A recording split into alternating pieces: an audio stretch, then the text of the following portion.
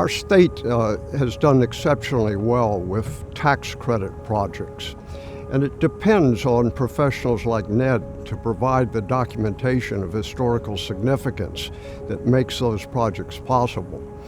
The built environment of Rhode Island has really benefited from the work that he's done in helping to finance projects that preserve structures that were threatened.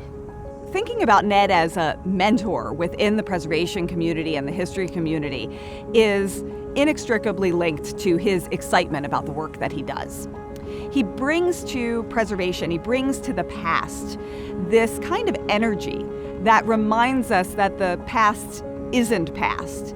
It is built into the landscape around us.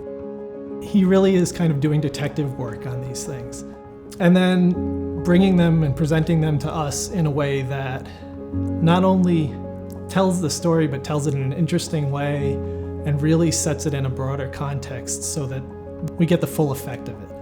Ned and I have now been working over 27 years together, photographing the historic bridges throughout Rhode Island. Ned has a unique ability to connect the dots between social, economic, and cultural eras and explain in layman's terms why this bridge has become so important and is worthy of this documentation.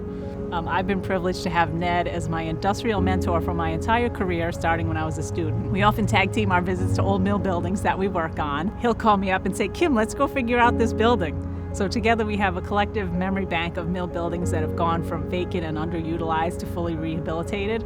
And for Ned, knowing these mills have been preserved for the next 100 years is what makes it all worthwhile. Ned conducted extensive research on the original design, the artistic integrity that was intended by John Lafarge and his original scheme, and he was able to prove that it is really the only surviving comprehensive package, that is to say, encompassing both Lafarge's stained and opalescent glass and decorative wall and ceiling paintings left in the United States. The thing you discover in historical preservation work is that every place has a story. And I've been lucky enough to be asked to find out that story. It has to be how the story manifests itself in buildings or landscape or natural features, and how all these things work together, and perhaps most importantly, how communities of people moved through these places over the years and then maybe disappeared.